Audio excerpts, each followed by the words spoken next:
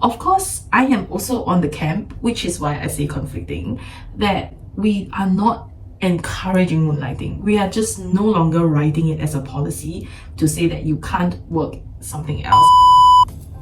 Hello, my name is Lauren. Welcome back to another episode where I talk to you about entrepreneurship.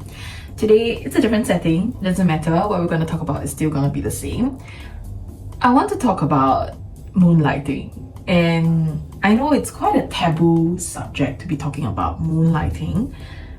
But I guess as with time and as with the hustle culture, with the gig economy, it should be something that we embrace from here on and not so much of a taboo topic.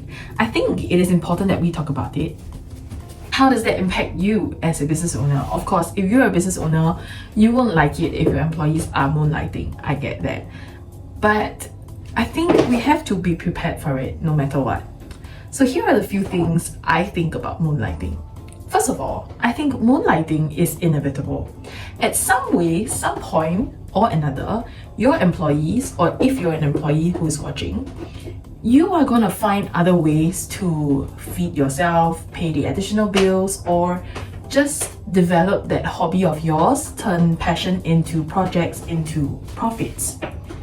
So I don't think it should be a taboo topic, and it shouldn't be a case where you're not able to do. I think as employers, we should encourage the fact that people concentrate on work during work hours, but still have hobbies, have passions, and do things that they want to.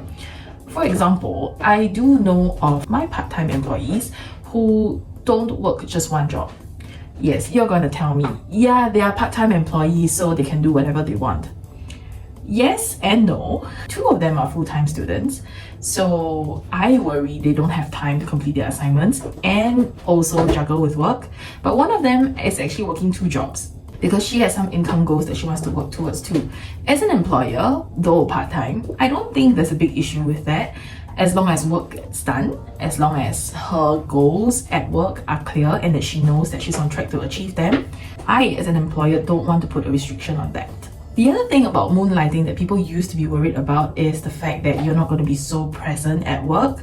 So like I said, if you know how to manage your employees properly and you have systems and checks in place to pace the conversation, to pace the expectations at work, if it's a full-time employee, then I think there is a lot more that you have to deal with. There's a lot more that you have to discuss.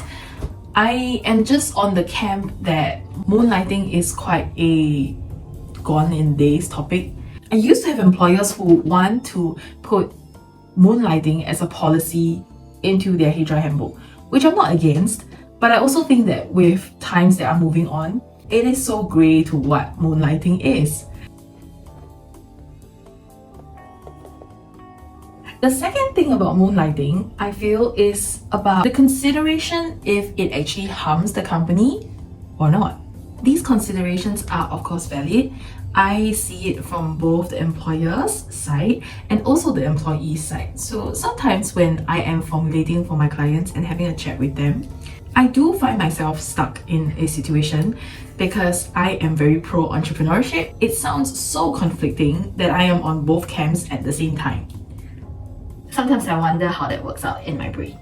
I don't think moonlighting is as big as an issue as it was back then when technology was not as advanced. Because as much as you think anything is, a lot of things can be considered as moonlighting. Of course, in Singapore context, if you're a Singaporean or a PR, you can work a part-time job and opt out for your CPF in your second job. So it's not like you're gonna leave records, but I guess the consideration here is not about leaving records or not, or building up CPF or not.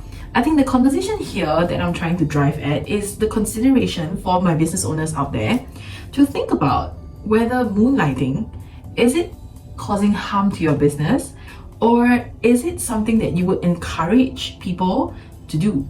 Of course, I am also on the camp, which is why I say conflicting, that we are not encouraging moonlighting. We are just no longer writing it as a policy to say that you can't work something else in somewhere else.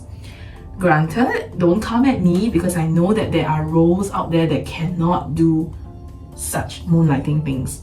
So people with key positions, people with sensitive involvement in industries that are regulated.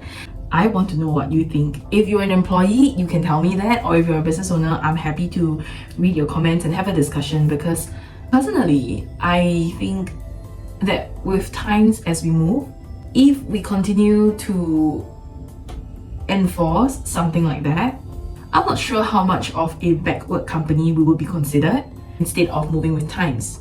Just like how unlimited time off used to be a taboo topic, that only the cream of the crop companies can afford that. But there are so many clients and prospects and friends' businesses that I work with and have exposure to have unlimited paid time off.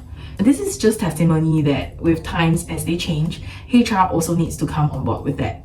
I look forward to your comments in the comment section, and if you have not subscribed to this channel, you should subscribe if you want to see more of these HR discussions and also talks about entrepreneurship. So I'll see you next week. Bye bye. If you are employed by a second job, say a part-time job, your employer is still supposed to submit their portion of CPF employer contribution, while you actually have the option of opting out of your own employee's portion. How to do that? You will have to refer to the CPF website. It is absolutely legal to be working for two jobs.